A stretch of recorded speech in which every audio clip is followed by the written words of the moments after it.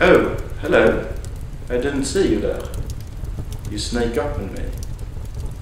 Welcome to today's erotic reading. Today we're gonna read a piece that is called The Twins.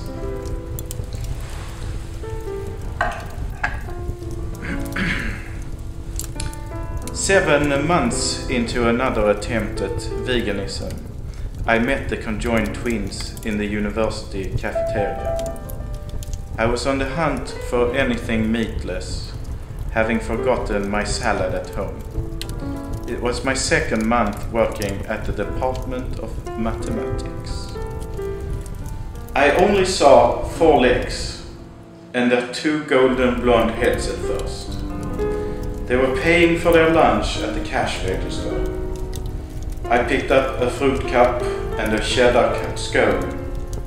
Suddenly, I wasn't feeling so hungry. Something else was stirring in me. It was when they sat down on the same side of one of the cafeteria tables that I suspected something was wrong. I'll admit, at first I thought they were mentally too well connected to have to sit next to each other so close in that way. Nevertheless, I made my way to their table. They were happy to have company. They only had 2 arms between them, well, on either side of them, that is, and they sat eating sliced pizza from these opposite sides. Each of their other arms disappeared into the other's torso, seeming to reach for God knows what. They were wearing one of those flowery Little House on the Prairie dresses from the 90s. Gorgeous faces and bodies, perfectly identical, perfectly symmetrical. A mathematician's impossible dream. I made small talk, and though they didn't say much, they smiled and blushed constantly.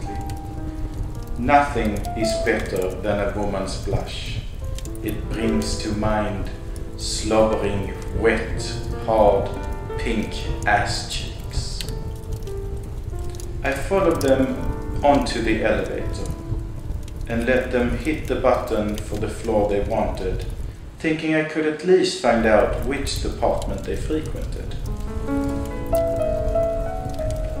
Another man, with eyes the size of an old man's balls, almost made his way onto the elevator, but the girls pressed the button to close the door in time.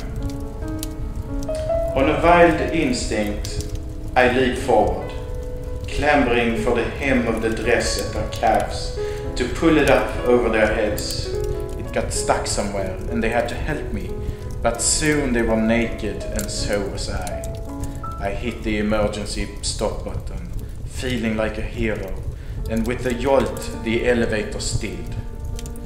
They only had 2 breasts between them, but they were a pair more ripe than any I'd seen before. I helped myself. The girls were still smiling, blushing, offering themselves, and I found the jugs to hold the delicate consistency of glorious silken tofu. Between their legs, well, they had 4. Realizing I would have to work twice as hard, I used both hands, plunging my fingers into each of their ready honey pots.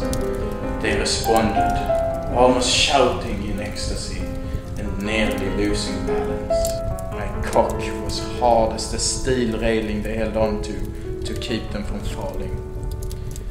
When I could wait no longer, I twirled the girls around and without choosing buried my throbbing dick in the tight, wet pussy that was closest, trying to put out of my mind the shame that I could not pleasure the other simultaneously. Imagine my delighted surprise when both girls started screaming. They were so connected, the other could feel my cock inside her sister as I thrust. I've thought many times of the blonde girls with the 2 honeypots and the 2 arms. I was so wrong when I first saw them sit down, and I thought they were mentally damaged. Nothing was wrong with those girls. Everything was right.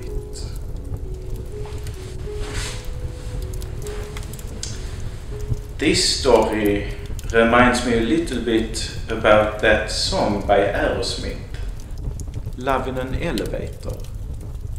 Might be that Steven Tyler wrote this story as well.